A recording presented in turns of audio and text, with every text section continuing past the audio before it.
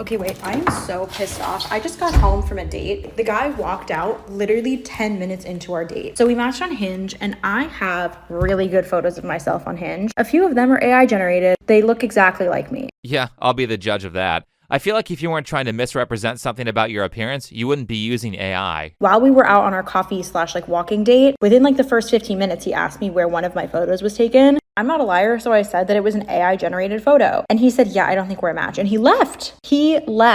That seems so dramatic to me. And also, everyone is using AI generated photos. If they look like you, who cares? The ones I use with Dream Lens look exactly like me. They're not like the crappy ChatGPT ones. So what is the difference? Who cares? I don't know. If you're a straight man, let me know. What do you think? You've got to be kidding me. You're gaslighting, right? It's easy to see why the guy was mad. The most noticeable thing that it got rid of was your acne. Less noticeable to guys, but her hair looks super dry and frizzy in real life compared to the AI photo. And last, I think the most important one, is that it removed wrinkles that are here, here, here, and here, which makes you look several years younger than you actually are. But you know what? Good. I love the idea of women using AI photos on dating apps, because the more severe the catfish, the more people will stop trying to find relationships on their phone. These apps are cancer. They're like if mobile game companies took over the relationship market. Anyway, it's been a while on this channel, so I thought we'd check back in with modern internet dating and see how it's going. And ladies, even men who went to Harvard Business School are losers. I just went on a first date with a man. He picked a restaurant. I knew that this restaurant was a happening restaurant, but he picked it and he went to Harvard. I thought that he knew to see if he was gonna need a reservation. He went to Harvard. If you don't think this is a made-up story for TikTok femcels, then you're an idiot. I believe this person more than I believe her. I got catcalled twice on this walk. No, you didn't. TikTok as a whole, especially the dating meta, is literally just the Arthur meme. How do you know if any of this stuff is true? You mean, just lie?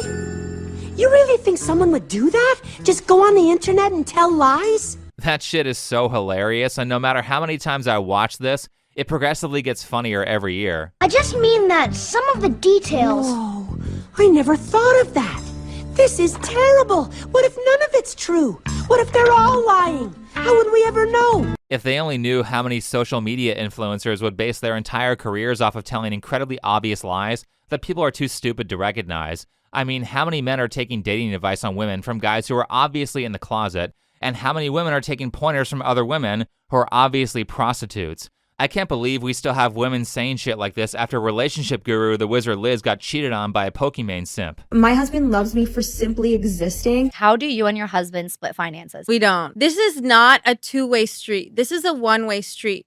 His money is our money, and my money is my money. And I just think now, people are like, oh, that's gold digging, or that's something. No, it's not. Okay, then I'm digging. Yeah, okay. For gold. Holy shit, this chick is married. Well, ultimately, I blame the man in this situation because as bad as all the catfishing and TikTok advice is, it's not nearly as problematic as the people who willingly choose the wrong partners, despite everyone trying to warn them. However, it is entertaining to watch them double down publicly, especially if I don't like them, so let's talk about it. The woman you just saw is Jasleen Singh. She's the wife of an Indian stand-up comedian named Akaash, and she has a podcast and a TikTok account where she started cannibalizing the career of her husband for views by openly talking about what a degenerate she is. Sometimes I get so painfully nostalgic for college. So for context, I went to college from 2011 to 2016. I was popping my and living my best life in these white boy frat houses, and I had a roster of guys that I would rotate. So lesson number one of the internet is to keep your mouth shut. Everyone should treat the internet like a police encounter instead of like a therapist. Anything you say can and will be used against you by your enemies, especially if your husband is in a male-centered space like a comedy podcast. Akaash, did you not sit your wife down and tell her that it's a bad idea to talk about how promiscuous she was in college? Clearly he didn't, because that's not even the worst thing that she did. He's on my hall pass list. Oh, yeah. Chase Crawford, Jacob Elordi, Austin Butler, and who else? Dean Thomas from the Harry Potter movies. Would y'all ever have an orgy together with your husbands? Rhea, She tried. I'm actively trying to have an orgy because this couple is so fucking good looking, and you haven't seen Nav yet, but wait till you fucking see him. His body goes crazy. His face card always slays, never declines. And it's kind of weird because I'm talking about your husband. There's a difference being a scammer and being a hustler. Two very different things. Okay. I'm a hustler who scams a little bit. I'm not a scammer who I'm not hustles. gonna lie, that was sexy. And that's why I'm actively trying to have an orgy. This is a divorce moment right here. If my wife told me that she wanted to have sex with her best friend's husband, said it numerous times on the podcast, and then brought me on to talk about it while she flirts with that guy right in front of me, I would be calling my lawyer and drafting up papers. Now, for all the people saying that these situations are just random and you can never tell if a woman will treat you like this in the future, know that people always show signs that they aren't worth marrying if you wait a little bit before making a commitment. This one was obviously a bad idea. Her and her friends' entire personalities are TikTok. Like, you don't have to justify your presence as, wanting to be in your divine feminine energy and staying at home and not having as much stress. I didn't wish her a happy month? her happy birth month. Nah, happy birth week. Gotta stop. Happy birthday Eve. Eve, today. He didn't wish me happy birthday, Happy Eve. birthday, Eve. Yes. That was like watching a horror film. I mean, everybody makes mistakes, but there comes a point where you have to be honest about your situation and do what's necessary. But of course, they didn't do that, which is why this is entertainment. So Akaash and his wife started going viral because of clips like this, and I have to say that this is a no-win situation for these two. They screwed up badly, and the only thing they can do is shut up and wait 2 weeks for everyone to forget about it. Because the reality was that most of Akaash's fans didn't know about any of this, and it was just drama YouTubers making fun of them, so they could have just stayed quiet. But instead of being smart and keeping the hate isolated to people who don't even watch them, they decide to do a podcast where Akaash looks super uncomfortable the whole time, and we are assured that everything that Jasleen said was just a misunderstanding. The repressed Indian girl that I didn't even watch Jersey Shore in high school because I felt it to be too inappropriate. So when I got to college, I'm like, oh my God, I can dress however I want. I can do whatever I want. You can have a roster of frat boys. But What does a roster mean? so it didn't actually translate to a roster. It just meant like 2 guys I was talking to and flirting with at the same time. That's it. That's all. Yeah. And when you say hooking up, I think people When think you I meant mean fucking. hooking up, I just meant making out. Again, like everything I say is so amplified and hyperbolic because it's so like incongruous to who I actually am as a person. Right. So you're saying you're a big old prude. Yeah, literally. Let me just say, as a person who uses Twitter, I don't think saying that you're Indian as an excuse for your behavior is going to make people trust you. But I have IBS. There's no way. I do have IBS. Indian food's never going to beat the allegations. So Jasleen is claiming that she's innocent and was a virgin until she met Akaash, but I don't believe her at all. If you listen to both episode 6 and episode 7 of her podcast, it's apparent that she's had sexual contact with multiple men, even saying that being good at oral is a green flag. How would she know how to judge that if she's only been with one person? Best case scenario is that she's trying to misrepresent herself on the lines of technically being a virgin because she didn't have vaginal intercourse. Though I don't believe her on that either, because trying to push your close friends into group sex is not the move of someone who has only had sex with one person. Neither is wearing incredibly revealing clothing on Instagram. So there's no way she didn't understand American cultural norms like the meaning of hooking up as the wife of someone who used to be on a show called Guy Code where they talked about stuff like that. Also, the prostitute philosophy about how a guy should value you just for existing around him doesn't make her look innocent either. This entire podcast just makes Jasleen look worse, and it makes Akaash look like a loser. Right here was probably the most telling moment for me. You're cool with him just getting a hand job massage. Totally. Are you Yeah, I know. Yes. I've said that it's less work for me. I don't. Can you talk to our wives? I don't believe this. Can I tell you why I don't believe this? You remember Horrible Decisions? Yeah. You guys were like, dude, I think your girl will be down. We should keep saying how pretty Wheezy is. And I was like, even then, I was like, no, the fuck. She's all talk. She's all bluster. That's why I haven't tested the hand A job thing. paper tiger. She's our dog. She's a yapping little dog behind a fence. I'm guessing she thinks that this is like a 4D chess move to cover up for the fact that she wants to cheat. She's only saying it's okay for him to do it because, for one, she knows that he won't, and because, two, if she does cheat, she can say, well, yeah, but I said that you could do it if you wanted to. Nobody who actually loves you and is emotionally connected would allow a hall pass. This is one of those moments where a really bad person is trying to LARP as a good person, but doesn't actually know what a good person would say in that moment, so anything she says just further exposes her. The correct move was to apologize to her husband, ignore the haters, never bring this up again, and stop oversharing and treating the internet like your therapist. Also, Akaash, you're on the road a lot as a comedian. I would not trust this chick to be faithful when you aren't around. Because when it comes to people like Jasleen, I think the reality is that they actually despise the person that they're with, which is why she treats them poorly and can't help but say inappropriate stuff. I think a part of the gaslight from Akaash on this is that Jasleen, slept on the floor with him one time when he was broke, but also they broke up when he was broke, and she mysteriously got back together with him right around the time that he started making money again, which is suspicious considering all the gold digger ideology that comes out of her mouth. However, no matter how ride or die she was in the past, I don't think that justifies her present treatment of her significant other. Now, they haven't had any drama since as far as I've seen, and her podcast appears to have been canceled, so hopefully Akaash and his wife have learned their lesson. But speaking of people who are much further down the line of publicly displaying how unhealthy their relationship dynamic is, allow me to introduce you to Anissa Johma and her husband, Ian Johma, formerly known as Ian Washburn. The only reason why we chose my name over his last name is because his last name is like just objectively ugly. It's just like an ugly last name. Like Washburn sounds horrendous. In the past, you might have recognized Anissa as the prostitute Twitch streamer girlfriend of the once popular creator Idubbbz, who was famous for doing a creator deep dive series called Content Cop that was very well liked by a huge portion of the internet. But in more recent years, it's become obvious that she wears the pants in the relationship, and therefore she has graduated from being called Idubbbz's girlfriend and earned herself her own name. Can we chill on like asking if Ian's here or whatever? Like I get it's funny or whatever, but I've spent like the past 4 years living in his shadow, so to speak, and like I've been trying to do my own thing on the internet for 7 years before I even met him, and it is painful. I'd rather have 5 people want to be here for me than like a bunch asking for Ian. Thanks. Congrats, Anissa. Now you're the star. Talking about you now draws far more interest than talking about Idubbbz. You made it, and all you had to do was taint the career of your husband so that it would be easy for you to outshine him.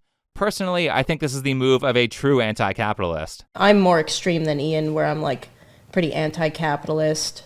I hate landlords. Now, for those of you who have jobs and don't have time to keep up with all the Idubbbz drama over the past 5 years, basically what happened is that Idubbbz, or Ian, got into a relationship with Anissa. Anissa has always wanted to be a popular streamer, but she's untalented, so she's jealous of the success of her husband. Because she's jealous, instead of being happy for her partner's success, she constantly sabotages his career by publicly shaming him, and instead of getting rid of this girl who obviously doesn't love him, Ian defends her, and even more damning in terms of social media, he stopped making content that people like. Now, like I said with Jasleen, the blackpilling part of this is that oftentimes in these cases, people just see the end result and make claims that you can never tell if your partner will end up like this or not. But the reality is that girls like Anissa and Jasleen always show signs that they will become like this in the future early on in the relationship.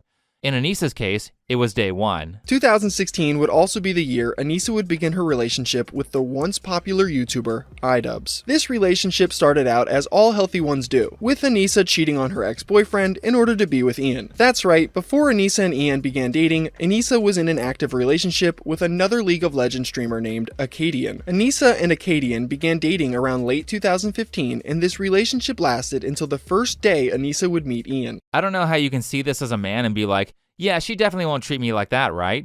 And when I say this, understand that Anissa started treating Ian like shit very early on.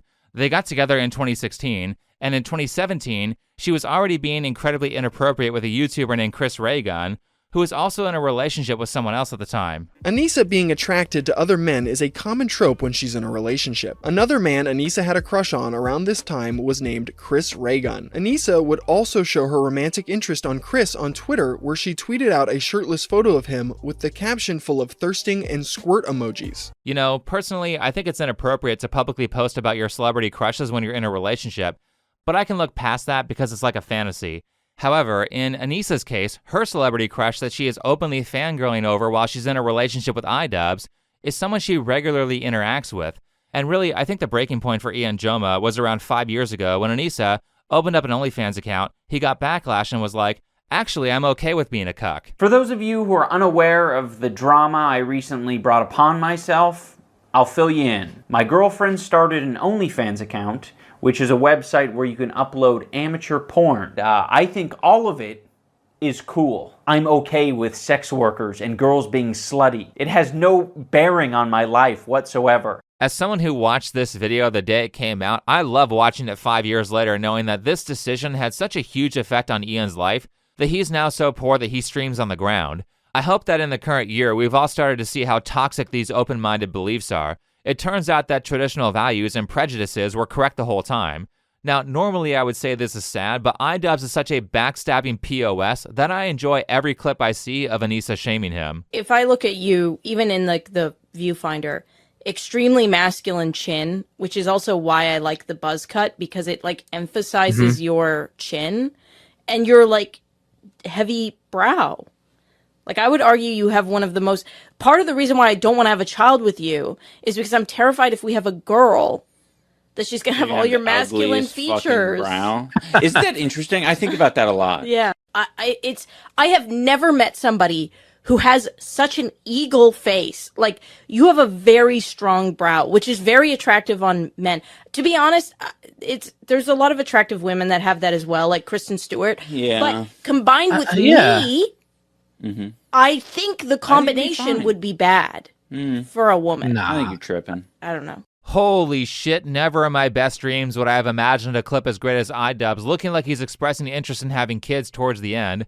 But Anissa says she thinks he's too ugly. I wonder if she would have said that about Chris Ray Gunn. I actually don't think there's a world Where I appeal where to straight women. you could appeal to straight You know what? women. I think you're right. Someone said, is there a look that appeals to everyone? Hassan Abi appeals to everyone. Oh my God. I will never get people who think it's okay to publicly shame their partner. For one, the more you shame your partner, the worse it makes you look because you're the one stupid enough to be with a loser. And two, in my opinion, this is a breakup move. It would be an argument the first time it happened, and then it would be the end of the relationship if the behavior were repeated.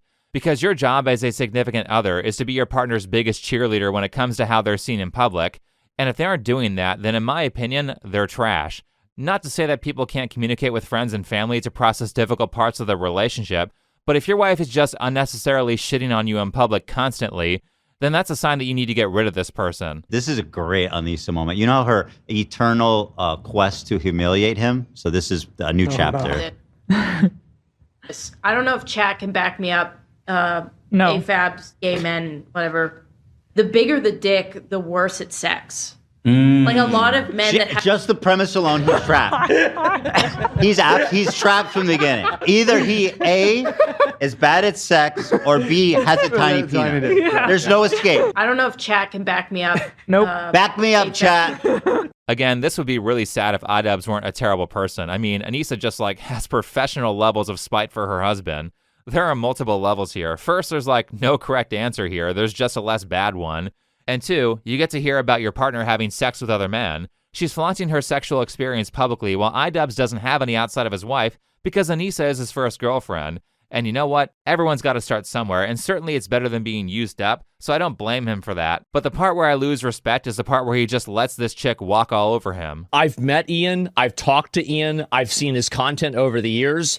Ian is an asshole, but he's also a very passive, live and let live, kind of easygoing guy. He's not a confrontational, aggressive, hostile person. His girlfriend, though, I think absolutely is. I can guarantee you that whenever there's a conflict, she's the one getting mad and he's the one saying bro, stop, I don't want to deal with this, right? And so that's, I think, kind of what happened. If you've ever been in a relationship with a really domineering, aggressive, hostile person like Anissa seems to be, you would know how much that kind of puts your entire mind into a brain fog. You're in survival mode. Exactly. You're constantly in fight or flight around this person. And you also like them, but there's this element of them that's extremely mercurial, aggressive, and seemingly so in a random way. That, to me, sucks the life force out of a person so fast it is insane. This is probably true. Actually, allow me to add nuance because I don't think Idubbbz sees it like this. I think if you asked him, he would say he does stand up for himself, but the problem is that it doesn't work. As our relationship went on, I share a lot. He's wanted me to share less. I've wanted him to share more. We've started to meet in the middle. Yeah, so they probably have talked about Anissa making him look bad numerous times, but she knows he's not brave enough to do something like leave her, and because there's no threat of negative consequences, it just falls on deaf ears. Instead, she does whatever she wants and continues to treat the internet like her therapist by oversharing, which further adds to the pile of public blackmail against Idubbbz. All of this makes me think about a book I read called Good to Great. It's a book about how good businesses transition into becoming the top businesses. So it's about companies, but if you're smart, the ideas are universally applicable. One such universally applicable idea comes from Chapter 3, where the research team for that book found out that it's not a well-written business plan or favorable market conditions that cause a business to become a top company and sustain their success.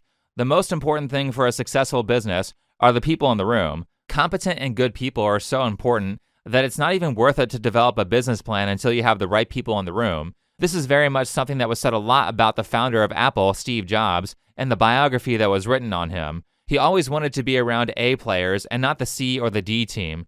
But where I'm going with this is that it certainly is also true when it comes to relationships. Everyone thinks they can pull someone out of the bargain bin and mold them into the perfect partner, when the reality is that if someone's not already motivated to be great, you won't convince them. So if you're having long talks about how people need to change or be better, and nothing ever changes or gets better, the correct answer is to not continue doing that. The answer is to go find someone who has already figured it out or is motivated to figure it out. Once you have found that person, the next step to a healthy relationship is to not demotivate them by falling into your bad habits. As for your exes, don't feel bad about breaking off their relationship because for the most part, if someone is resistant to change, then the only way they're going to learn is through suffering and loss. And by shielding them from that, you're only prolonging their mediocrity.